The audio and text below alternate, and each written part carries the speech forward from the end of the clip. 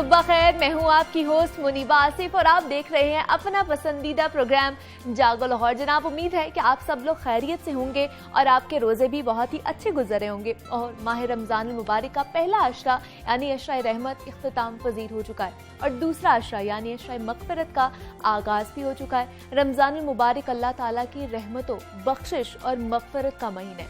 वो लोग खुशकिस्मत हैं जिन्होंने इस मुबारक और मुकद्दस महीने में रोज़ा और इबादत के जरिए अल्लाह ताला को राज़ी किया। ये वो मुबारक महीना है कि जिसमें अल्लाह ताला नफल का सवाब फर्ज के बराबर और फर्ज का सवाब 70 गुना बढ़ा देता है। कोरोना SOPs पर अमल दरामद अपनी जिंदगी का लाजमी हिस्सा बना लें आप लोग। मोहलिक वायरस इस वक्त बेलगाम हो चुका है। नए केसेस और अमवात की शरह में मुसलसल इजाफा देखने को मिल रहा है। बात करते हैं कुछ सेहत के हवाले से, तो माह रमजान में अक्सर लोगों की जानिब से ब्लड प्रेशर की हाई या लो होने की शिकायत की जाती है। इंसानी जिस्म में मौजूद खून का एक मखसूस प्रेशर होता है जिसे ब्लड प्रेशर कहा जाता है। ब्लड प्रेशर का मामूल की हदूद में रहना इंतहाई जरूरी होता है।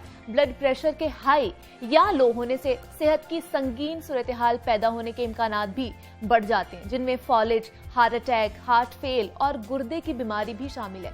लो ब्लड प्रेशर को हाई की निस्बत ज्यादा मसला नहीं समझा जाता, ताहम मुस्तकिल कम होना भी सेहत के लिए ठीक नहीं होता। ब्लड प्रेशर कम या ज्यादा क्यों होता है और इसे कैसे कंट्रोल किया जा सकता है, रोजे में ब्लड प्रेशर लेवल कैसे बरकरार रखा जा सकता है, इस पर बात करेंगे। हमारे साथ मौजूद हैं डॉक्टर महरीन फारूक हैं, मेडिकल एक्सपर्ट हैं। डॉक्टर महरीन, मैं आपको खुशामदीद कहती हूँ जागो लाहौर में। कैसी हैं आप? Thank you so much. मैं ठीक हूँ, अल्लाह का शुक्र।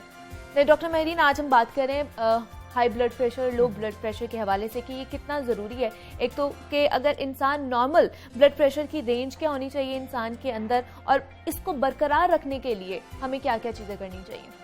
उसमें मुनीबा, मैं आई वुड से कि ब्लड प्रेशर का ना एक रेंज है normal. There are many people जिनका 90/60 भी नॉर्मल है और 120/80 तक जो बीच में ये सारी ब्रैकेट है, it is considered as normal. ठीक है।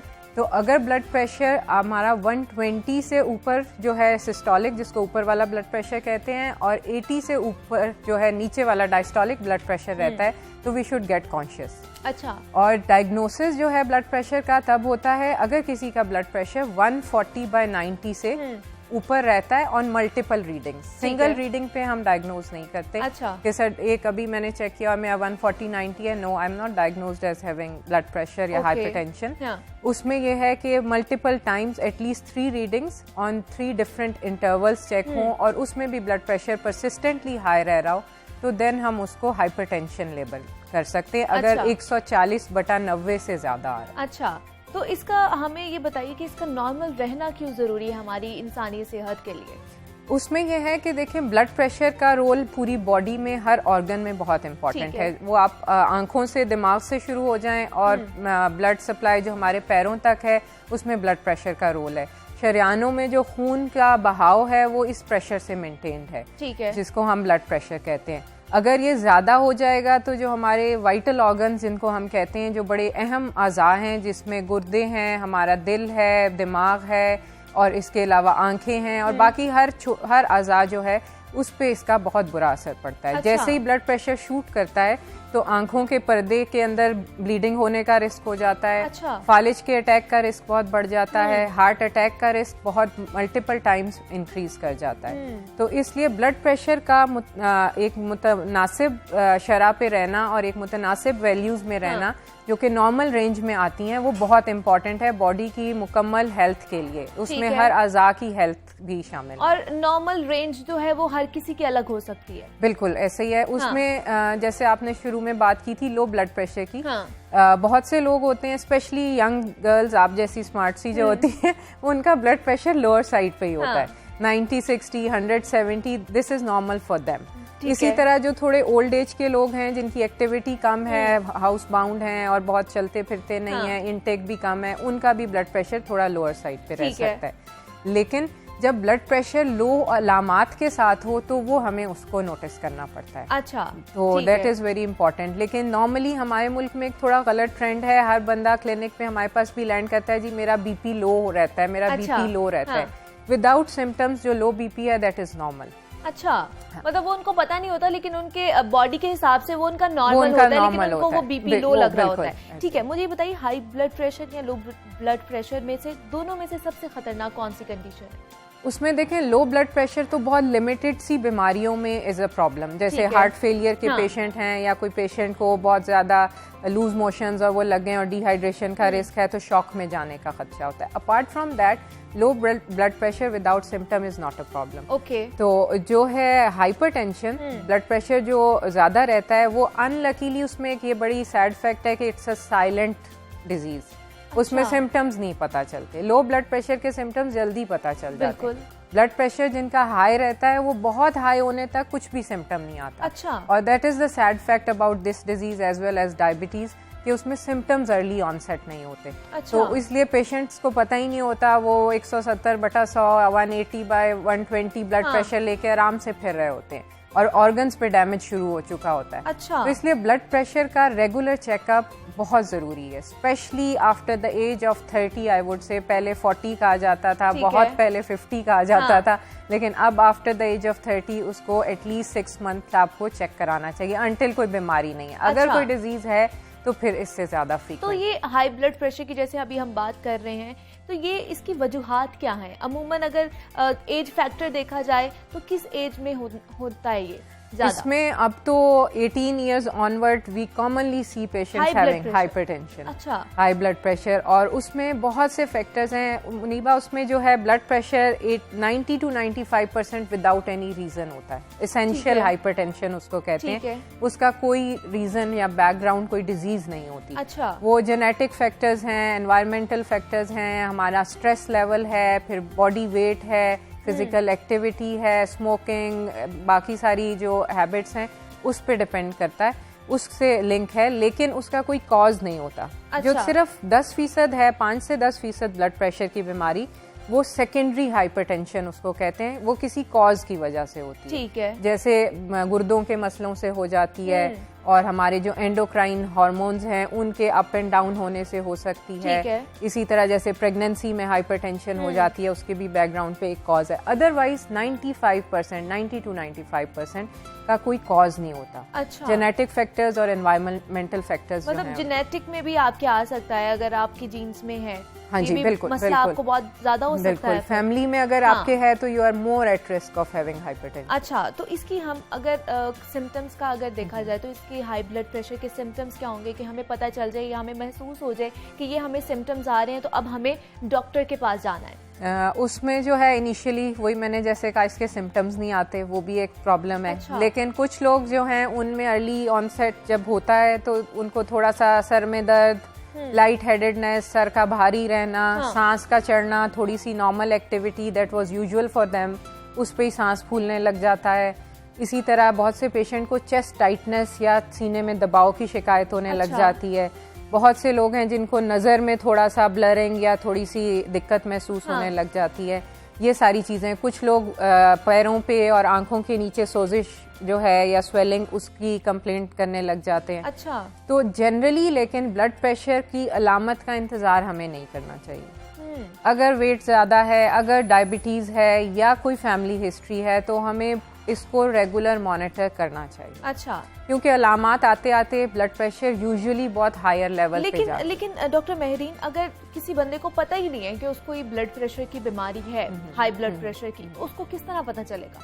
उसमें अलामात आएंगी तो उसको पता चलेगा? जी बिल्कुल, उसमें अलामात यही हैं जो मैंने आपको शेयर की कि थोड़ा सा सर में दर्द रहना, सर का भारी होना, गर्दन के पिछले हिस्से में दर्द होना और सीने पे दबाव होना, चलने फिरने पे थोड़ी दिक्कत, सांस की महसूस करना या सीने में दबाव महसूस करना, एकदम पसीने आ जाना, एकदम मुंह का लाल हो जाना, जैसे फ्लशिंग ऑफ फेस कहते हैं। ठीक है, ये सारी अलामत हैं। लेकिन आई वुड अगेन से कि ये हर एक में नहीं होती। एवरीवन जिसको हम डायग्नोज करते हैं ब्लड प्रेशर, उनमें अलामत ये कोई 15 से 20% लोगों में होती है। अच्छा, यूजुअली लोग आते हैं, उन्हें पता ही नहीं होता, ब्लड प्रेशर चेक होता है तो इट्स वेरी हाई। या जैसे किसी और चेकअप के लिए गए हैं, इवन ये अभी हम जैसे वैक्सीनेशन हो रही है कोविड की, उसमें बहुत से लोग जाते हैं, चेक करवाया, अच्छा ब्लड प्रेशर हाई है। अच्छा, एक रीडिंग पे हम डायग्नोज नहीं करते, लेकिन हम उन्हें एडवाइस कर देते हैं कि जी आप अपना फॉलो अप करें और इसको 2-3 दफा चेक कराएं ताकि। तो फिर इसको किस तरह हम लोग ब्लड प्रेशर हाई को किस तरह कंट्रोल कर सकते हैं? क्या दवाई से या खुराक से या एक्सरसाइजेस से? तीनों फैक्टर्स जो आपने बताए वेरी राइटली सेट, तीनों का रोल है। अच्छा। और जब इनिशियल स्टेजेस होती हैं उसमें लाइफस्टाइल मॉडिफिकेशन, जिसमें खुराक और एक्सरसाइज और बहुत सी जो बैड हैबिट्स हैं, स्मोकिंग है, अल्कोहलिज्म है, उसको क्विट करना और वजन को कंट्रोल करना, इनका रोल है। और लेकिन एक लेवल तक वो हम 6 मंथ्स की ट्रायल देते हैं just for on lifestyle modification. अगर 6 महीने तक इन सारी चीज़ों से ब्लड प्रेशर मैनेज नहीं होता तो हम फिर दवाई शुरू कर देते हैं। अगर ब्लड प्रेशर 140 से 170 के बीच की ब्रैकेट का है, अगर ब्लड प्रेशर इनिशियली ही जब हमने डायग्नोज किया तो 180 या 175 से ऊपर है, तो फिर स्ट्रेट अवे हमें तीसरी चीज जो मेडिसिन है वो साथ ही शुरू करनी पड़ती है। अच्छा, लेकिन बहुत से ऐसे लोग हैं जिनका अगर घर पर हाई होता है ब्लड प्रेशर तो वो डॉक्टर से रुजू नहीं करते, वो घर में ही पानी पीना ज्यादा इंटेक उसका करना शुरू कर देते हैं या इस तरह की चीजें पीना शुरू कर देते हैं, वो डॉक्टर से रुजू नहीं करते। तो वो क्या वर्स्ट हो जाएगी सिचुएशन? डेफिनेटली ये मैं इस फोरम से it's a very good forum for me to advocate this कि प्लीज आपका ब्लड प्रेशर ज्यादा है तो आप बेशक लस्सी पिएं, पानी पिएं, जो मर्जी करें, लेकिन आप डॉक्टर से जरूर रुजू करें और मेडिसिन स्टार्ट करें। आप कोई हेल्दी हर्बल रेमेडी अगर कर रहे हैं तो वी डोंट से कि आप वो ना करें, लेकिन उसमें भी एग्रेसिव नहीं होना चाहिए। बहुत सी चीजें हैं आजकल जो बहुत इन फैशन इन वोग, जो सीड्स हैं, मोरिंगा, मुझे तो खैर इतना पता भी नहीं उनका, तो वो सब जो हैं इनसे ब्लड प्रेशर राइज होने का रिस्क बढ़ता है। अच्छा। तो बहुत सी ऐसी जो हर्बल चीजें हैं जिसको आजकल लोग बहुत एंथुजियास्टिक होके मल्टीपल चीजों को कंबाइन करके यूज कर रहे हैं, उसके यूज को जरा सोच के करना चाहिए। और मेडिसिन जरूर स्टार्ट करनी चाहिए with consultation of a doctor immediately. Doctor से कंसल्टेशन करके आप लोगों ने मेडिसिन यूज करनी है, खुद से नहीं करनी, क्योंकि यहाँ पे रवाज भी बहुत ज्यादा है, फैमिली में जो चल रही हो वही आप भी लेना। खुद से ही मेडिकेशन यूज कर लेते हैं। लेकिन डॉक्टर महविश, आजकल आपको पता है रमजान है, रमजान में अगर हाई ब्लड प्रेशर के जो लोग हैं उनको क्या एहतियाती तदाबीर अपनानी चाहिए? रमज़ान में एक तो ये चीज़ है कि अगर जिनका कंट्रोल ब्लड प्रेशर है वो रोज़ा रख सकते हैं, अगर उनको कोई और हेल्थ इशू मना नहीं करता। वैसे तो अल्लाह ने छूट दी है हर बीमारी में, अगर आप नहीं रख सक रहे तो आप क्विट कर सकते हैं, किसी और से रखवा लें। लेकिन अगर कोई रखना चाहता है और उनका blood pressure is well managed पहले से, तो दे कैन फास्ट, उसमें रोज़ा रखने में कोई हर्ज नहीं है। ब्लड प्रेशर बहुत अच्छा मैनेज हो जाता है। फास्टिंग हमारी बॉडी को बड़ा अच्छा डिटॉक्सिफाई भी करती है और हर सिस्टम को बड़ा अच्छा डिसिप्लिन कर देती है। तो जो लोग रख सकते हैं तो फास्टिंग करने या रोज़ा रखने का कोई प्रॉब्लम नहीं है। ठीक है। बस उसमें सिर्फ ये चीज़ है कि अपनी मेडिसिन अगर वो ट्वाइस अ डे ले रहे हैं तो वो एक सहरी में एक अफ्तारी का टाइम फिक्स कर लें। वंस अ डे है तो प्रेफरेबली जो है सहरी वाला टाइम या अफ्तारी जो उनको सूट करता है जो वो वाला फिक्स कर लें। ठीक है। अगर कोई 3 दफा दवाइयाँ लेते हैं तो वो डॉक्टर से रुजू करके उसको पहले से टेलर करवा लें अपने कर सकते हैं। ठीक है डॉक्टर महरीन, ये तो हम लोगों ने हाई ब्लड प्रेशर के जो मरीज हैं उनकी बात कर ली, अब जरा लो ब्लड प्रेशर के जो मरीज हैं उनकी भी बात कर लेते हैं कि ये लो ब्लड प्रेशर क्यों होता है? क्या ये भी एक बीमारी है या ये कुदरती तौर पर हो जाता है? नहीं, ये एक बीमारी तो है। हाइपोटेंशन इज अ डिजीज, लेकिन जनरल पब्लिक में अगर वी टॉक, हाइपोटेंशन होगी, पेशेंट हॉस्पिटल में आए और उसका ब्लड प्रेशर लो है, उसे डायरिया हुआ है, उल्टियाँ आ रही हैं, डिहाइड्रेशन से हो सकती है।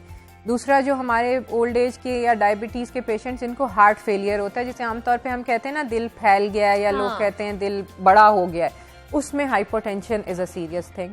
अच्छा। इसी तरह ओल्ड एज में इन्फेक्शंस की वजह से, जैसे अभी कोविड में हम कॉमनली देखते हैं कि जो बड़ी उम्र के लोग आते हैं उनका ब्लड प्रेशर हाइपरटेंसिव भी है तो वो लोअर साइड पे गया हुआ होता है, उसमें that is very important to check it और उसको मॉनिटर करना और मैनेज करना। जनरली एक पेशेंट है, मैंने अभी ब्लड प्रेशर चेक कराया, I am fit and fine, सब कुछ कर रही हूँ और मेरा ब्लड प्रेशर 90-60 आता है, लेट्स सपोज, उस पे we don't need to worry.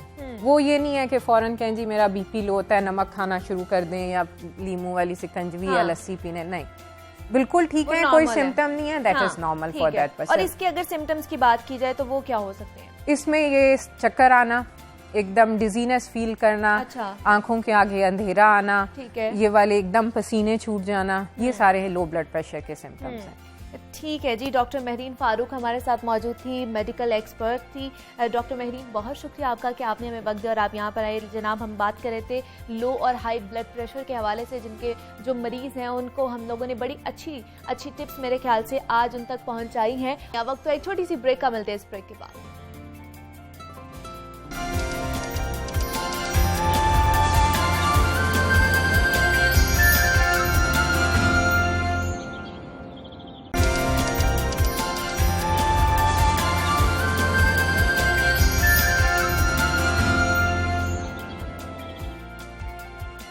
Welcome back to जागो लाहौर। नाजरीन, माह रमजान अपनी बरकतें और रहमतें लिए जारी और सारी है। रमजान का महीना नेकियों का महीना कहा जाता है, लेकिन कुछ माफियाज ऐसे हैं जो इस बरकतों वाले महीने में भी इंसानी सेहत के साथ खिलवाड़ करने की कोशिश करते हैं। सहर और इफ्तार में घर में मुख्तलिफ पकवान तैयार किए जाते हैं, जिसकी वजह से मायोनीज और केचप का इस्तेमाल भी बढ़ जाता है।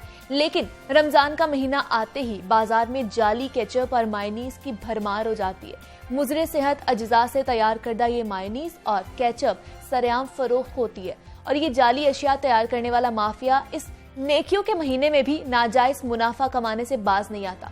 पंजाब फूड अथॉरिटी की अगर बात की जाए तो उनकी जानिब से इन अनासर के खिलाफ कार्रवाइयां भी जारी हैं। रवा हफ्ते भी ऐसी कई फैक्ट्रीज पर छापे मारे गए हैं जहां जाली केचप और मायोनीज तैयार की जा रही थी। जाली केचप और मायोनीज इंसानी सेहत के लिए कितनी खतरनाक है, इस हवाले से हमने बात करनी है। हमारे साथ मौजूद हैं न्यूट्रिशनिस्ट हैं जोहा सुहेल। जोहा, मैं आपको वेलकम कहती हूँ जागो लाहौर में। कैसी हैं आप? बिल्कुल ठीक। कैसे चल रहे हैं रोजे आपके? बहुत अच्छे चल रहे हैं, जैसे मौसम बहुत अच्छा है आजकल, तो इस वजह से अच्छे चल रहे हैं। एग्जैक्टली। लेकिन आज जो हम बड़े इंपॉर्टेंट टॉपिक पर बात करने वाले हैं, जो हमने देखा है कि पूरे शहर में जाली केचप और मायोनीज का जो धंधा है वो इस वक्त उरूज पर है, और रमज़ान आते ही बहुत से जो लोग हैं वो बाहर की जो अशिया है वो खाना उनको शौक होता है, वो खाते हैं। कितना खतरनाक है ये हमारी सेहत के लिए? मुनीबा, सबसे पहले तो टॉपिक बहुत अच्छा आप लोगों ने आज से लिखी है, क्योंकि हम लोग हमेशा बिग चीज़ों के बारे में बात करते हैं, छोटी चीज़ों में हम कभी भी नहीं आते हैं। अभी मायोनीज और केचप चाहे जाली है या चाहे ठीक है जहाँ से आप किसी सही ब्रांड की योगर्ट ले रहे हैं, इसके जो नुकसान है वो बहुत ज़्यादा है। बिल्कुल। अगर मैं बात करूँ सबसे पहले केचप के बारे में, तो हम लोग ये समझते हैं कि इसमें टमाटर ऐड ऑन है, ये हमारी सेहत के लिए बहुत अच्छी चीज़ है। हम जितनी चाहे मर्जी खाएं, ये कोई नुकसान हमें नहीं पहुँचाए। ठीक है। टोमेटो केचप के बारे में अगर उसकी कॉम्पोजिशन में हम आए कि ये बनती कैसे, तो सबसे पहले इसमें चीनी बहुत ज़्यादा डलती है, नमक, विनेगर, जो आपका सफ़ेद सिरका है वो बहुत ज़्यादा डलता है। टमाटर इसमें डलते तो हैं, लेकिन अब टमाटर किस तरह के डलते हैं, किस कुकिंग मेथड से वो गुजरते हैं और उनकी बाद में ग़िज़ाइयत किस तरह की रह जाती है, उस चीज़ को कोई भी नहीं देखता। बिल्कुल। ठीक है, तो उसमें अब अगर टमाटरों की बात करूँ, इन तीन चीज़ों के अलावा हमारे पास टमाटर जाते हैं। ठीक है। टमाटर, इसके अंदर एक मेथड है हॉट ब्रेक मेथड, उसके अंदर बहुत ज्यादा हीट के ऊपर टमाटरों को कुक किया जाता है 80 से 100 डिग्री सेंटीग्रेड के ऊपर। ठीक है। जब टमाटर इस टेम्परेचर के ऊपर कुक होते हैं तो उसके अंदर जो ग़िज़ाइयत है उसकी वो खत्म हो जाती है। अच्छा। टमाटर में हमारे पास एक फाइटोकेमिकल है जिसको लाइकोपीन कहते हैं। ठीक है। जो हमें धूप से बचाता है, जो बहुत से लोगों को कैंसर का मसला, जैसे प्रोस्टेट कैंसर का मसला है, उनसे बचाता है, दिल से रिलेटेड जिनको बीमारियां उनसे बचा के रखते हैं। अच्छा। तो आप देखिए कि जब इतना ज्यादा हम टमाटरों को हीट के थ्रू कुक करेंगे तो उसका लाइकोपीन जो इंपॉर्टेंट एक फाइटोन्यूट्रिएंट है वो खत्म हो जाएगा। ठीक है। एंड पे सिर्फ आपके पास एक गूदा बचेगा, एक मैस बचेगा, उसका एक रंग होगा और कुछ भी नहीं आएगा। ठीक है। अच्छा, अब रंग में ये होता है कि ड्यूरिंग कुकिंग इसका रंग भी थोड़ा सा फेड अप हो जाता है। ठीक है। और उसको बरकरार रखने के लिए इसमें डाइज डाले जाते हैं, एडिटिव्स डाले जाते हैं, कलर्स डाले जाते हैं, ताकि इसका रंग भी बहुत अच्छा सुर्ख किस्म का आए। बिल्कुल। और वो एक अपीलिंग चीज लगे। तो अब केचप अगर आप लोग इस तरह के इस्तेमाल करेंगे तो उससे बॉडी को कोई फायदा नहीं पहुंचेगा, सिर्फ नुकसान आएगा। अच्छा। अब जैसे इससे मैंने बताया कि सफेद सिरका डलता है, अब सफेद सिरके के अगर नुकसान की तरफ हम जाएं तो हमारा पेट इसको खाने से बहुत बुरी तरह से मुतासिर होता है। अच्छा। बहुत से लोगों को गर्ड का मसला, जिसमें रिफ्लक्स होता है कि आप खाना खाते हैं लेकिन आपको लगता है कि वो भी आपके खुराक की नाली से मुंह की तरफ आ रहा है। बिल्कुल ऐसे इस तरह के मसले शुरू हो जाते हैं और उससे खुराक की नाली बहुत मुतासिर होती है, क्योंकि विनेगर जो है वो एसिडिक होता है, तेजाबियत को बढ़ाता है। जब आपकी खुराक की नाली में तेजाबियत वाली चीज़ें ज़्यादा आएंगी तो वो मुतासिर होगी। बहुत से लोगों के खुराक की नाली का कैंसर हो जाता है। कैंसर के बाद जब वो खाना मुंह की तरफ आएगा, आपके दांत खराब हो सकते हैं, ओरल हेल्थ खराब हो सकती है। तो सफेद सिरका इस लिहाज से बहुत ज्यादा नुकसानदेह चीज है जो इस केचप में डला होता है। ठीक है। इसके अलावा जैसे मैंने बताया चीनी का इस्तेमाल, चीनी बहुत ज्यादा इस्तेमाल की जाती है। केचप में चीनी बहुत ज्यादा यूज की जाती है और चीनी जो है वो डायरेक्टली आपकी हेल्थ को मुतासिर करती है। बिल्कुल ऐसे ही है। नंबर 1 पे वजन बढ़ा देती है। ठीक है। नंबर 2 पे आपको पता होगा कि इंसुलिन बॉडी हमारी प्रोड्यूस करती है, जो कि शुगर के लेवल्स को मेंटेन करती है। बिल्कुल। जितनी ज्यादा आप व्हाइट शुगर खाएंगे, जो सफेद चीनी है, चाहे वो किसी भी फॉर्म में, एक चीज जो नजर आ रही है एक किसी चीज के अंदर, केचप में हमें नहीं नजर आ रहा कि चीनी कितनी डली हुई है, लेकिन अगर आप हिडन फॉर्म में भी चीनी लेंगे तो इंसुलिन जो बॉडी बना रही होती है वो नहीं बना पाती। आपके सेल्स इंसुलिन को रिस्पॉन्ड नहीं करते। सेल्स के अंदर इंसुलिन जब जाएगी नहीं तो जो आपकी ब्लड ग्लूकोज लेवल्स हैं वो बढ़ जाएंगे, वो कम नहीं होंगे। ठीक है। तो चीनी के इस्तेमाल से ये नुकसान आते हैं। इसके अलावा इसमें नमक बहुत ज्यादा डलता है। नमक जो है वो, और दोनों चीजें, चीनी और नमक का जब साथ में इस्तेमाल किया जाता है तो वो मुजरे सेहत हो बहुत मुजरे सेहत है। नमक क्या करता है कि वो पानी को बॉडी में अट्रैक्ट करता है। ठीक है। जितना ज्यादा नमक पानी अट्रैक्ट करेगा उतना ज्यादा आपका जो ब्लड है वो वेसल्स के अंदर, खून के शरीयानों में बहुत तेजी से फ्लो करेगा। अच्छा। क्यों कहते हैं कि ब्लड प्रेशर वाले पेशेंट्स नमक ना खाएं? बिल्कुल, इसीलिए कहते हैं क्योंकि जितना ज्यादा नमक आपकी खून के शरीयानों में होगा वो उतना ज्यादा पानी अट्रैक्ट करेगा और खून बहुत तेजी के साथ रगों में चलेगा। अच्छा। तो नमक के इस्तेमाल से ब्लड प्रेशर बढ़ने के चांसेस बहुत ज्यादा हो जाते हैं। अब आजकल आप देखें छोटे छोटे बच्चे केचप बहुत खा रहे हैं। Exactly, छोटे छोटे साशेज आ गए हैं, पॉकेट हाँ। साशेज हैं, आप डालें और खा लें। हर चीज के साथ अब केचप मिलती है। हर चीज के साथ केचप। तो अब देखिए ये 3 चीजें जो मैंने बड़ी बड़ी इसके अंदर बताई, अभी तो इसके अलावा छोटी छोटी कितनी और मुजरे से है चीजें। एग्जैक्टली, कितने केमिकल्स डाले जाते हैं उसको प्रिजर्व करने के लिए। बिल्कुल, प्रिजर्व करने के। अब घर में अगर हम केचप बनाते हैं तो वो सिर्फ 4 से 5 दिन चलती है, लेकिन ये जो बाजारी केचप आती है ये आपके पास साल चलती है, 2-2 साल चलती है। क्यों चलती है? क्योंकि उसके अंदर ऐसे केमिकल्स हैं, एडिटिव्स हैं, प्रिजर्वेटिव्स हैं जो उसको बरकरार रखते हैं। और वो कितने मुजरे से है, अगर उनके ऊपर चले जाएं तो वो तो एक बहुत लंबी डिबेट हो जाएगी, वो एक चीज हो जाएगी। लेकिन अब ज़ुहा हमने देखा भी है कि रमज़ान ख़ास तौर पर इन चीज़ों की अहमियत या इन चीज़ों की मिकदार अगर क्वांटिटी कहते हैं तो बढ़ जाती है रमज़ान में। वो चाहे बड़ा हो, चाहे बूढ़ा हो, चाहे बच्चा हो, उसने मायनीज़ या केचप का इस्तेमाल करना है क्योंकि समोसे पकौड़े घर में बन रहे हैं। तो किस तरह रोक सकते हैं फिर हम? ये बहुत अच्छा आपने सवाल किया क्योंकि हम लोग ऑल्टरनेटिव्स की तरफ नहीं जाते, हम सिर्फ कन्वीनियंस की तरफ आते हैं, जिसमें आसानी है। केचप का सिर्फ ढक्कन खोल लें और वो डल के हमने खा लेनी है।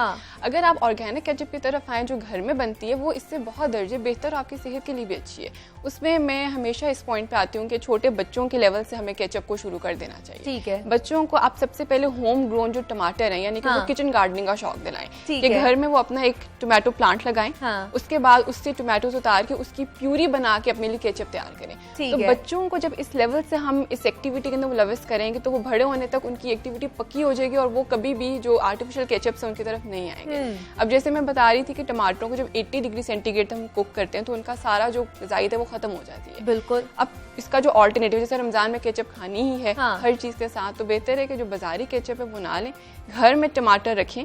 और अगर बाजार से भी ले लें तो बिल्कुल जो एक फर्म टमाटर है जिसके अंदर किसी भी किस्म का पल्प नहीं है, उसका पानी बाहर नहीं आ रहा, आपने उसको खरीदना ठीक तरीके से। ठीक है। खरीदने के बाद उसको अच्छी तरह से वॉश करके उसका छिलका with the help of knife remove करें। बहुत से लोग टमाटर को चूल्हे पर रख के उसका छिलका उतार देते हैं। बिल्कुल, ये तरीका ठीक नहीं है। क्योंकि टमाटर को हमने बाद में भी कुक करना है तो बेहतर है कि उसको हीट एक दफा ही दें, उसको 2 दफा हीट ना। ठीक है। उसका पील रिमूव कर लें और उसके बाद उसको सिंपल ब्लेंडर में ब्लेंड करें। ओके। ब्लेंड करने के बाद आपने उसको सिर्फ 5 से 10 मिनट किसी पैन के अंदर हल्की आग पे कुक करना है।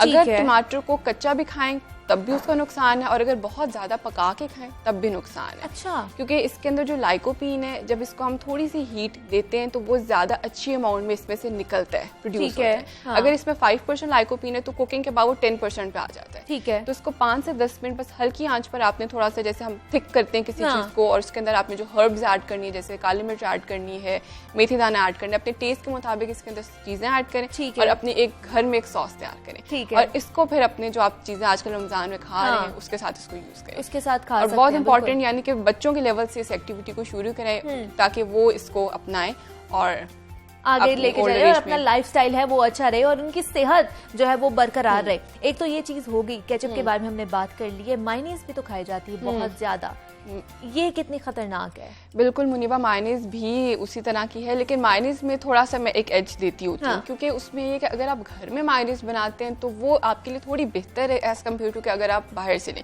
क्योंकि टोमेटो केचप में तो ये कि घर में जो हम बनाते हैं वो एक प्यूरी से बनती है, वो केचप नहीं होती। लेकिन मायोनीज जो घर में बनाते हैं वो मायोनीज ही बनती है, वो एक ठीक चीज आती है। लेकिन उसमें मैं इस तरह से कहती हूँ कि जो हमारे पास अंडरवेट बच्चे हैं जिनको किसी किस्म की कोई बीमारी नहीं है, वो इसका इस्तेमाल कर सकते हैं। अच्छा। लेकिन जो बच्चे बचपन में जिनका वजन बढ़ रहा होता है, जो चाइल्डहुड ओबेसिटी की तरफ आ रहे होते हैं या जिनकी फैमिली में बीमारियों का मसला है, उसमें तो बच्चों को भी ये नहीं देनी चाहिए। लेकिन जो बच्चे हमारे पास ठीक है, अंडरवेट है, वो ले सकते हैं। लेकिन पॉइंट वहीं पे आता है कि इसको घर में बना लें। इसमें जो बेसिक 3 इंग्रेडिएंट्स, उसमें आपको भी पता है कि एक एग योक जाती है हमारे पास, एक हमारे पास विनेगर जाता है। लेकिन विनेगर में ऑप्शन ये कि आप लेमन जूस भी डाल सकते हैं। ठीक है। और इसके अलावा हमारे पास इसके अंदर ये 2 चीजें जाती हैं और ऑयल जाता है बहुत ज्यादा। अच्छा, अब ऑयल में ये कि जो हमारे पास मार्केट में मायोनीज है उसमें ऑयल तो वो बहुत ज़्यादा ऐड ऑन करते हैं। घर में यहाँ पर मैं अपने पेशेंट्स को भी वेरिएशन देती हूँ कि आपने ऑयल तो वही वाला लेना है जो रूम टेम्परेचर के ऊपर पानी की तरह का है। ठीक है। अगर आप इसमें देसी घी डालेंगे या बनास्पति घी डालेंगे, जो जमा हुआ घी है वो आपके खून की शरीयानों में जाकर भी जम जाएगा। बिल्कुल। लेकिन अगर आप लोग जो रूम टेम्परेचर के ऊपर लिक्विड ऑयल है, जो तेल है, वो लेंगे तो वो खून की शरीयानों में नहीं जमेगा। तो इसमें आप कैनोला का ऑयल यूज कर सकते हैं, कॉर्न ऑयल इस्तेमाल कर सकते हैं, या सरसों का तेल भी इस्तेमाल कर सकते हैं। लेकिन सरसों के तेल की स्मेल का थोड़ा इशू होता है तो वो लोग नहीं लेते। तो बेशक ऑलिव ऑयल भी यूज कर सकते हैं। ऑलिव ऑयल भी यूज कर सकते हैं। उसमें आता है कि एक कुकिंग वाला होता है और एक जो है वो सीजनिंग के लिए होता है। बिल्कुल। कुकिंग के लिए आता है, आप वो यूज कर सकते हैं। अच्छा, अब इसमें ऑयल ऐड ऑन करें। एग योक तो बहुत हेल्दी चीज है, वो आप डाल सकते हैं। बिल्कुल। और सिरके में मैंने कहा जैसे लेमन जूस वो आ जाए। अच्छा, अब ये तीन तो इसकी बेस है मायो की। लेकिन इसके अंदर बच्चों के लिए आप चिकन ऐड करें, उसके श्रेड्स करके ऐड ऑन करें। अगर बच्चों को चिकन नहीं पसंद तो बेशक बीफ ऐड ऑन कर लें या मटन ऐड ऑन कर लें, डिपेंड करता है बच्चों के प्रेफरेंस पे। और साथ में जो सब्जी हैं जिसमें शिमला मिर्च और गाजर, ये इसमें भरपूर ऐड ऑन करें ताकि जो उसकी कंसंट्रेशन है एक तो ऑयल की भी वो भी कम हो जाए, और जितनी हमें इन दोनों चीजों से फायदे, जैसे सब्जियां बच्चे नहीं खाते वो इसमें जाएगी तो वो इसको प्रेफर करेंगे। और तो एक बड़ा मजे की आपने सॉस बनानी सिखा दी है जोहा। मतलब मेरे ख्याल से आप लोगों को भी आज यही होगा कि आज हम लोग यही बनाएं, खासतौर पर बाहर की जो चीजें हैं उसको इज्तनाब ही करें। लेकिन रमजान में जोहा पराठे, समोसे, पकौड़े, ये चीजें भी तली जाती हैं और तेल में तली जाती हैं। तो हमें किस तरह, मतलब कि कितना तेल हमें यूज करना चाहिए, किस तेल में तलना चाहिए कि हमारी कैलोरीज जो है वो कम से कम रहे? ठीक है, उसमें मुनीबा इस तरह से कि हमारे पास बहुत, आपने देखा मार्केट में तेलों की बहुत वैरायटी आ चुकी है। फ्राइंग के लिए मैं इस तरह से बताती हूँ कि हर चीज की फ्राइंग के लिए एक डिफरेंट किस्म का ऑयल है। ऑयल ऐसा है कि हर एक का स्मोक पॉइंट एक फर्क होता है। जिस तरह सरसों का जो तेल है उसका स्मोक पॉइंट, हमारे पास स्मोक पॉइंट से ये है कि ऑयल जो है वो 2 से 3 मरतबा फ्राइंग के बाद खराब नहीं होता।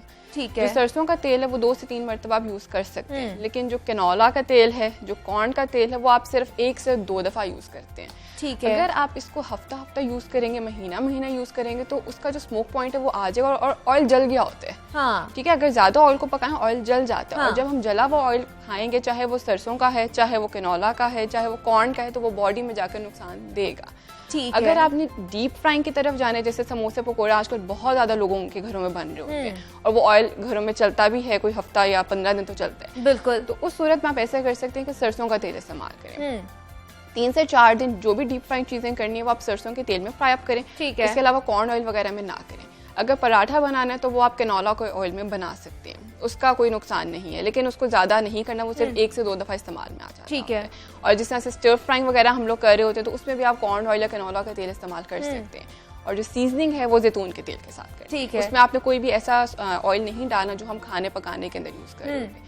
तो अगर आप लोग ये ऑयल की टाइप को अगर ठीक टाइम पर चलाएंगे और ठीक टाइम तक इसको यूज करेंगे तो आपकी सेहत जो है वो महफूज रहेगी, वो खराब नहीं हो, वो नुकसान आपकी सेहत को नहीं पहुंचाएगा। लेकिन अगर जोहा देखा जाए, अगर इफ्तारी में हम लोग फलों के साथ अगर थोड़ी बहुत जो है तली हुई अशिया यूज कर लें या खा लें तो कोई मुजायका तो नहीं होता है? मुजायका क्योंकि होता है ऐसे है क्योंकि फलों में जो हमारे पास न्यूट्रिएंट्स है वो बहुत ज्यादा नेचुरल, बहुत ज्यादा मासूम न्यूट्रिएंट्स मैं कहती हूँ।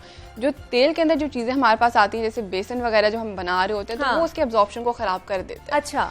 तो उससे ये होता है कि सिर्फ बॉडी में फिर कैलोरीज जाती हैं, न्यूट्रिएंट्स जो ग़िज़ाइयत है वो नहीं जा पाती। अच्छा। तो ये चीज़ एक थोड़ी सी आती है। तो उसमें मैं ये नहीं हरगिज़ कहती कि आप बिल्कुल भी ना खाएं, आप खाएं जरूर लेकिन टाइम बदल लें। टाइम बदल लें, पहले फ्रूट्स खा लें, अगर तली हुई चीजें थोड़ी सी खानी है पहले खा लें तो फिर उसका ऑल्टरनेट। लेकिन हम लोग इफ्तार में क्या करते हैं कि जूस के साथ फौरन से तली हुई चीजें ले लेते हैं। हाँ बिल्कुल। हमेशा ऐसे करें कि एक खजूर से इफ्तार शुरू करें और उसके बाद आप जो शरबत ले रहे हैं आप बेशक वो लें और 5 से 6 चम्मच किसी की फ्रूट सैलड के ले लें। उसके बाद घंटे के बाद अगर आप वो लोग चीज लेते हैं जैसे कि समोसे वगैरह लेना, पकोड़े लेने, वो लेते हैं तो फिर इतना असर नहीं होता। लेकिन उसमें भी मैं ये एक चीज जरूर कहती हूँ कि कभी भी इतने ज्यादा जो हम लोग आलू डाल के और बेसन बहुत ज्यादा ऐड ऑन करके समोसे लेते हैं, उससे क्या होता है कि बेसन ऑयल को एब्जॉर्ब करता है। अच्छा। जितना ज्यादा बेसन आपके खाने में होगा वो उतना ऑयल को एब्जॉर्ब करेगा। ओके। तो कोशिश ये करें कि फॉर एग्जांपल अगर मैं यहाँ बात करती हूँ कि बैंगन के पकोड़े होते हैं या पालक के होते हैं, बहुत से लोग भिंडी के पकोड़े भी बना रहे होते हैं। अच्छा। उसके ऊपर बहुत थोड़ा सा बेसन ऐड करें कि बहुत थोड़ा थोड़ा नजर आए, ताकि ऑब्वियसली सब्जी ऑयल इतना एब्जॉर्ब नहीं करती लेकिन बेसन बहुत ऑयल एब्जॉर्ब करता है। तो आप उसको थोड़े बेसन के साथ अगर बनाते हैं और स्टर फ्राई करते हैं तो वो आपकी सेहत के लिए ठीक है, वो सेहत के लिए अच्छा भी है और वो आपको नुकसान भी नहीं पहुंचाएगा। जोहा सुहेल हमारे साथ मौजूद थी, न्यूट्रिशनिस्ट हैं। जोहा, बहुत शुक्रिया आपका कि आप यहाँ पर आई और हमें वक्त दिया। और हम जनाब सेहत के हवाले से बात कर ही रहे हैं तो अब कुछ बात कर लेते हैं फिटनेस के हवाले से। तो माह रमजान में खुद को कैसे फिट रखा जाए, ये एक अहम सवाल है। कोरोना वायरस के हवाले से कल होने वाले NCOC के इजलास में कुछ मजीद पाबंदियां भी लगाई गई हैं, जिनमें जिम बंद करने का ऐलान भी किया गया है। तो ऐसे में घर में एक्सरसाइज कैसे करें, माह रमजान में पेट को बढ़ने से कैसे रोका जाए, ये जानते हैं अपने फिटनेस एक्सपर्ट रहमान अब्बास से। जी रहमान, ओवर टू यू। अस्सलाम वालेकुम, मैं हूं रहमान अब्बास, आपका कोच फिटनेस एक्सपर्ट आपकी खिदमत में फिर हाजिर है आपको फिट करने के लिए, क्योंकि सेहत है दौलत है। हमारे प्रोग्राम, हमारी टीम यही चाहती है कि आपकी फिटनेस मेंटेन रहे। आज ऐसा मैंने सोचा है, क्योंकि नॉर्मली लोगों का सवाल ये होता है कि बैठे बैठे पेट कम हो जाए, क्या करें, इंटरनेशनल इशू है, क्या करें, जहां जाएं सुनने में आता है कि ये इसको हम कम कैसे कर सकते हैं, लेकिन बैठे बैठे, कैसा अजीब सा है ना पॉइंट।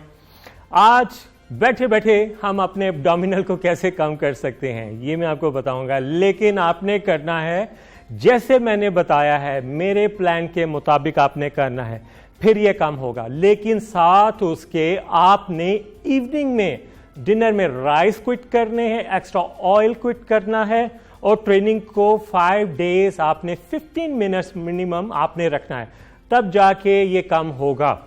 लेकिन बैठे बैठे एब्डोमिनल ट्रेनिंग कैसे हम कर सकते हैं, कौन सी इफेक्टिव है, चलें आज मैं आपको बताता हूं कि बैठे बैठे हम अपने एब्डोमिनल को कैसे कम कर सकते हैं। ये मैं वैसे नहीं बता रहा, बहुत इफेक्टिव एक्सरसाइज है, अगर आप मेरे पास भी होते तो मैं भी ऐसे ही करवाता। तो फर्स्ट एक्सरसाइज हम करते हैं, हमें मैट चाहिए, मैट नहीं है कोई बात नहीं, हम फ्लोर पे कर लेंगे। लेकिन फर्स्ट एक्सरसाइज हमने करनी है माउंटेन क्लाइंबिंग। इसमें फेस अपना स्ट्रेट होना चाहिए, कोर आपका टाइट होना चाहिए, शॉर्ट ब्रीथ होने चाहिए। फर्स्ट मैं स्लो डेमो में बताऊंगा, फिर इसको थोड़ा सा रिदम में। प्लैंक शेप में आए, स्टैंडर्ड के पोजीशन, स्लो डेमो इसलिए ताकि आपको पता चले, साथ साथ मैं आपको हिंट भी बता रहा हूं। First move then back, second move then back, first second, first second. Mountain climbing, इसमें आपकी रिदम भी बनती है, आपकी लेग शेप में आती है, लेकिन साथ एब्डोमिनल भी इसको हिट करता है। तो ये होगी ना बैठे बैठे एक ही जगह पे, हमें कहीं जाने की जरूरत नहीं और कोई वेट की जरूरत नहीं। चले फर्स्ट हम करते हैं 10 each side, 1 2 3 4 5 6 7 8 9 10। Stiff, core tight, leg straight and stiff, 10 each side, 3 sets आपने करने हैं। और बैठे बैठे आपको लगा कि मैं बैठ गया, न, अभी हमने ट्रेनिंग करनी है। सेकंड मूव मैंने चेंज किया है, और इतना इजी वर्कआउट इसलिए कि ताकि आप इससे भागे नहीं, हमने करना है और मैंने आपको बताना है कि करना कैसे है। ओके, हमारी पोजीशन, हाथ दोनों बैक पे ले आए, leg straight, core tight, chest lift up, then leg move in, then move out. 1 2 3 4 straight, 5 6। Side reps center abdominal के लिए, इसको हम बेंच पे भी कर सकते हैं, लेकिन हम इसको फ्लोर पे कर रहे हैं सिर्फ इतनी सी जगह पे बैठे बैठे, क्योंकि खड़े होने की जरूरत ही नहीं है और ना हमें वेट की जरूरत है। नेक्स्ट एक्सरसाइज हम करेंगे इसी पोजीशन में, body straight and stiff, shoulder tight, chest up, core tight. इसी रिदम से आपने करना है, तभी बैठे बैठे आपका पेट कम होगा। क्या करें, इंटरनेशनल इशू है, बढ़ तो जाता है लेकिन कम क्यों नहीं होता, उसके लिए हमें एक्सरसाइज करनी है। Okay, move, first leg up, 1 2 3 4 5 6 7 8। अगर ये पाँव फ्लोर पे ना लगे तो वो ज्यादा इफेक्टिव है। लाइक दिस, इसको थोड़ा सा और मैं बैक पे चला गया, 1 2 3 4 5 6 7 8। फर्स्ट वो करें, लेवल अप हो जाता है, देन आप पाँव जो है ना फ्लोर पे टच ना करें। अब हमने मूव करना है नेक्स्ट। इसमें आप क्या कर सकते हैं कि अगर लेवल अप हो जाता है तो ब्रेक आप मिनिमम ले, ये मोर इफेक्टिव एक्सरसाइजेस हो जाएंगी। प्लैंक शेप में आना है, प्लैंक तो आपको पता होगा, लेकिन इसमें आपने एल्बो बैंड, हाथ दोनों स्ट्रेट, फ्रंट सामने देखें, हिप डाउन और होल्ड। आप टाइम कौन काउंट करेगा? लगता है मैं ही करूंगा। ओके, मिनिमम 15 सेकंड आपने करना है। Core tight,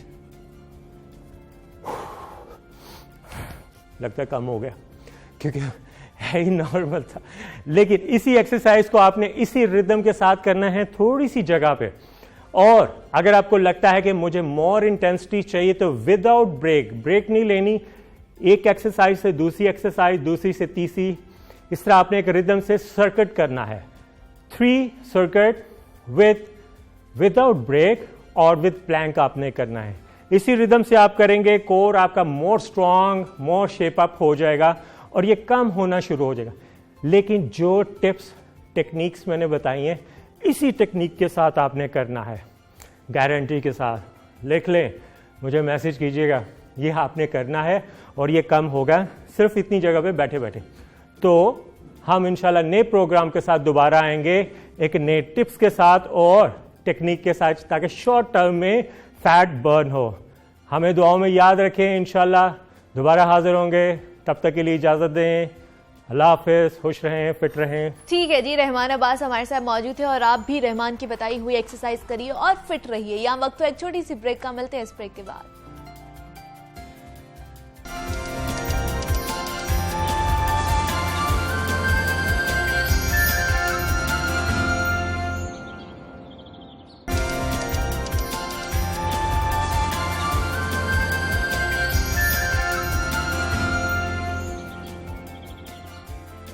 welcome back to जागो लाहौर। नाजरीन, हमारी कोशिश होती है कि जागो लाहौर के प्लेटफॉर्म से नया टैलेंट मुतारिफ करवाएं और हम आपकी खिदमत में मुख्तलिफ शोबाए ज़िंदगी से वाबस्ता टैलेंट पेश करते भी रहते हैं। आज भी हम आपकी मुलाकात एक ऐसे बासलाहियत नौजवान से करवाने जा रहे हैं जिन्होंने मौसीकी के एक ऐसे सिन्फ का इंतखाब किया जिसे काफ़ी मुश्किल समझा जाता है और बहुत कम लोग हैं जो उसे अपनाते भी हैं। और मौसीकी की यह सिन्फ है सूफी म्यूजिक की। मेरे साथ मौजूद मेहमान इंतहाई खुश असलूबी के साथ उसे अपनाए हुए हैं। बुल्ले शाह का कलाम हो या ख्वाजा गुलाम फरीद का, मियाँ मोहम्मद बख्श का हो या वारिस शाह का, वो ऐसे अंदाज में पढ़ते हैं कि एक सहर तारी हो जाता है। हमारे साथ मौजूद हैं गुफरान चिश्ती हैं, सूफी गायक हैं और सना खान भी हैं और रोल ऑफ ऑनर भी उन्हें मिल चुका है पंजाब यूनिवर्सिटी से। गुफरान, मैं आपको खुश आमदीद कहती हूँ जागो लाहौर में। कैसे हैं आप? अल्लाह का शुक्र, बहुत शुक्रिया फॉर इनवाइटिंग। गुफरान, अगर सूफी गायकी का ही पूछा जाए तो कब से आपने स्टार्ट किया?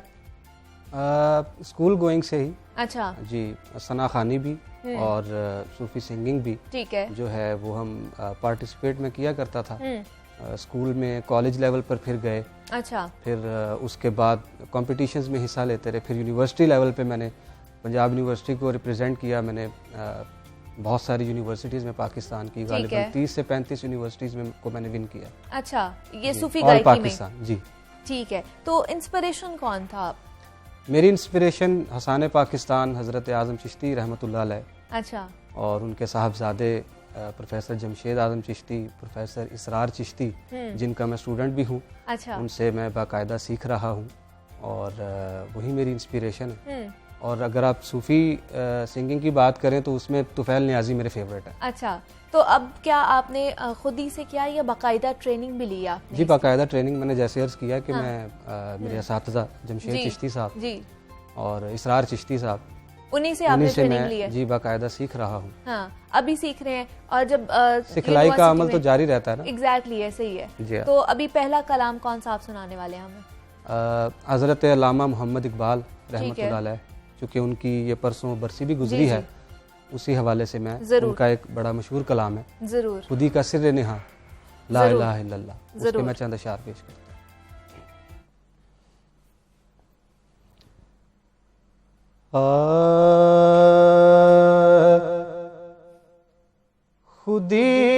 सिर्रे निहा ला इलाहा इल्लल्लाह ला इलाहा इल्लल्लाह ला इलाहा इल्लल्लाह ला इलाहा इल्लल्लाह खुदी है तेरे फ़िसां खुदी है तेरे फ़िसां ला इलाहा इल्लल्लाह ला इलाहा इल्लल्लाह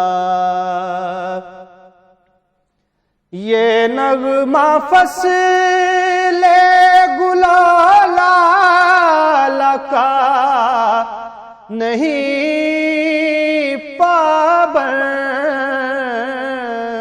पाबंद ये नग़मा फ़स्ले गुलाला का नहीं पाबंद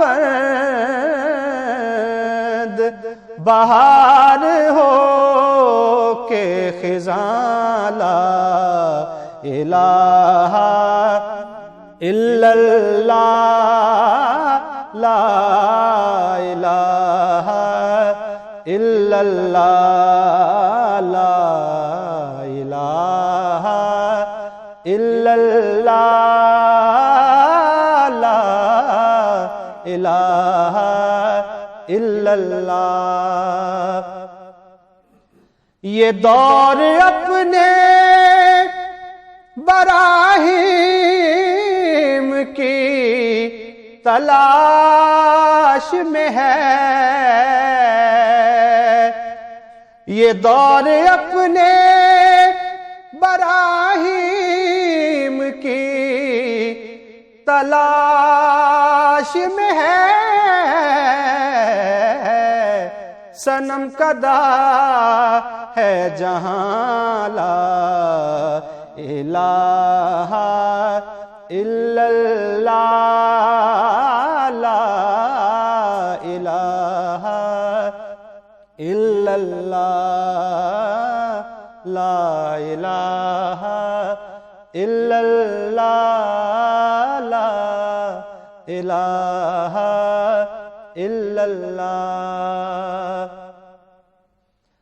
अगरचे बुत है जमात की आस्तीनों में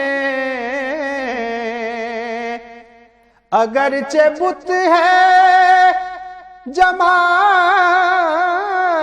की आस्तीनों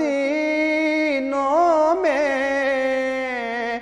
मुझे है हुक्म अज़ां ला इलाहा इल्लल्लाह ला इलाहा इल्लल्लाह ला इलाहा इल्लल्लाह ला इलाहा इल्लल्लाह।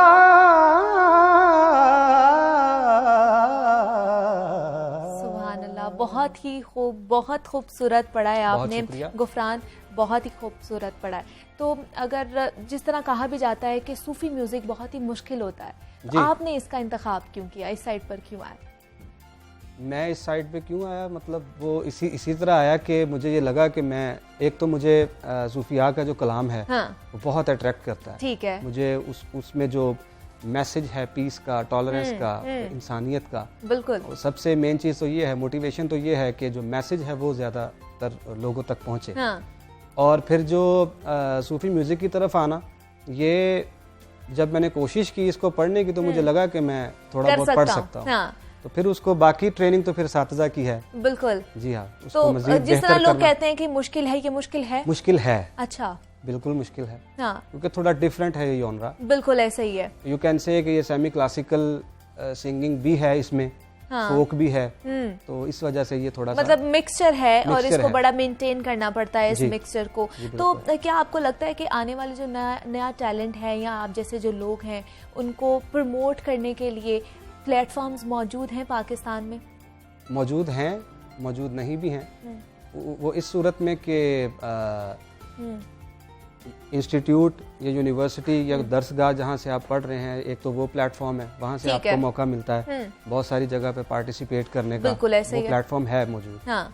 और बहुत सारे चैनल्स मौजूद हैं, हाँ। सोशल मीडिया मौजूद है, तो बहुत सारे सोर्सेज हैं ऐसे जो नया टैलेंट खुद को प्रमोट कर सकते हैं, प्रमोट कर देते हैं। और इस वक्त मेरे ख्याल से नया टैलेंट खुद भी इतना वो हो चुका है कि वो खुद को भी प्रमोट कर रहा है सोशल मीडिया के थ्रू और सारी चीज़ों के थ्रू। जी, सारे प्लेटफॉर्म यूज हो रहे हैं हाँ आज के दौर में।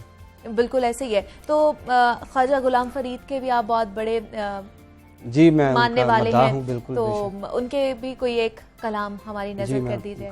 एक काफी है उनकी, हाँ, क्या हाल सुनामा दिलदा, जरूर, कोई महरम राज न मिले। जरूर।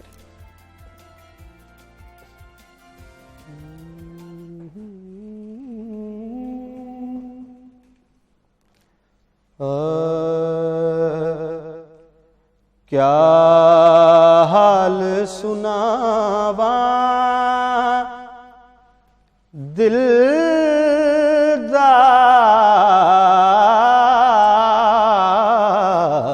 कोई महरम राज न मिलदा, क्या हाल सुनावा दिलदा,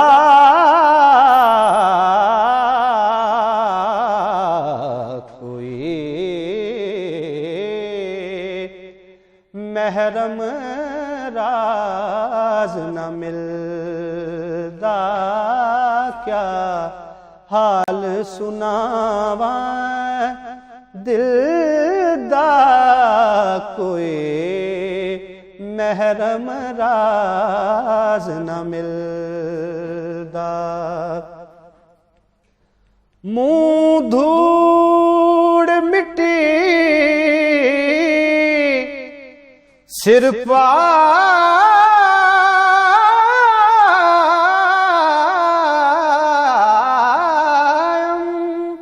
सारा नंग नमूद वंजायम, कोई पुछन न वेड़े आयम, कोई पुछन न वेड़े आयम, हथों उल्टालम खिले दा, कोई महरम राज न मिलदा, कोई महरम राज न मिलदा। दिल यार किते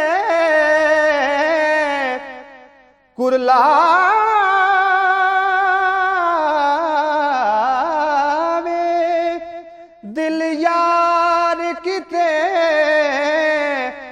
कुरलावे,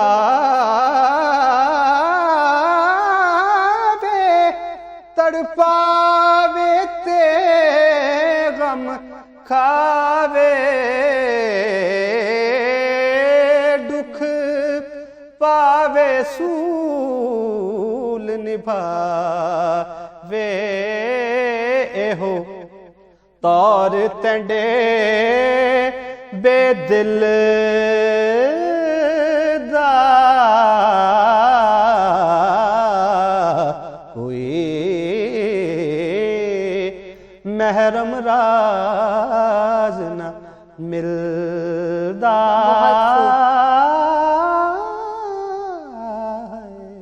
बहुत ही खूब, बहुत खूबसूरत गुफरान, बहुत ही खूब।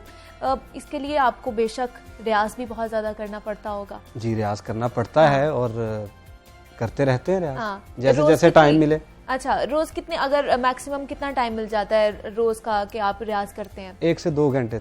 1 से 2 लाजिम। घंटे आपने लाजिम करना है? लाजिम, मैं गुनगुनाता रहता हूँ। अच्छा। बिजी भी हूँ तो, लेकिन साथ साथ ये चलता रहता है। रियाज करते रहते हैं, ये प्रैक्टिस आपकी आम हो चुकी है? जी बिल्कुल आम हो चुकी है। और बेसिकली एडवर्टाइजिंग डिज़ाइन मेरा शोबा है। मैंने डिज़ाइनर हूँ मैं। अच्छा अच्छा। और ये आपका जितना भी सोशल मीडिया पे डिजिटल प्लेटफॉर्म है और प्रिंट मीडिया है, इनके लिए हम एडवर्टाइजिंग डिज़ाइन करते हैं। अच्छा। तो वो भी चलता रहता है काम साथ में, वो भी आर्ट वर्क की आप जानती हैं, तो ये भी साथ साथ ये वाला आर्ट भी चलता रहता है। बिल्कुल ऐसे ही है, आर्ट और मौसीकी का एक बड़ा गहरा ताल्लुक है जिसको आप लेकर चल रहे हैं। तो जनाब हमारे साथ गुफरान चिश्ती मौजूद हैं और बड़े ही बासलाहियत से जो सिंगर हैं या मौसीकी गायक कह सकते हैं आपको, वो हमारे साथ मौजूद हैं। और मुझे आपने इजाज़त देनी, लेकिन जाते जाते हमने गुफरान से एक और कलाम भी सुनना है। आप अपना बहुत सारा ख्याल रखिएगा, मुझे भी दुआ में याद रखिएगा। मेरी तरफ से अल्लाह हाफिज़। गुफरान, आप हमें एंड पर क्या सुनाने वाले हैं? मुझे जैसे इंस्ट्रक्शंस हैं, मैं एक नातिया कलाम जी जी एक हमारे जो प्रोड्यूसर हैं उनकी तरफ से जरूर पेश कर रहा हूँ।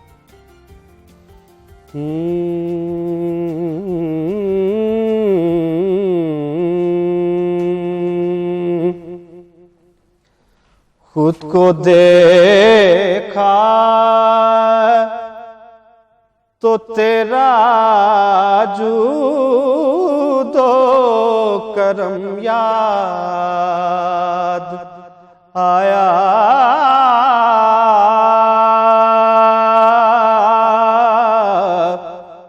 मैंने खुद को देखा तो तेरा जूदो करम याद आया, तुझको देखा तो मुसव्विर का कलम याद आया, मैंने तुझको देखा तो मुसव्विर का कलम याद आया। सुबह फूटी तो तेरे रुख की ज़या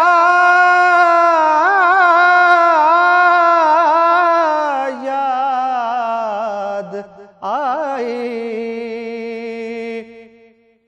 सुबह फूटी तो तेरे रुख की ज़या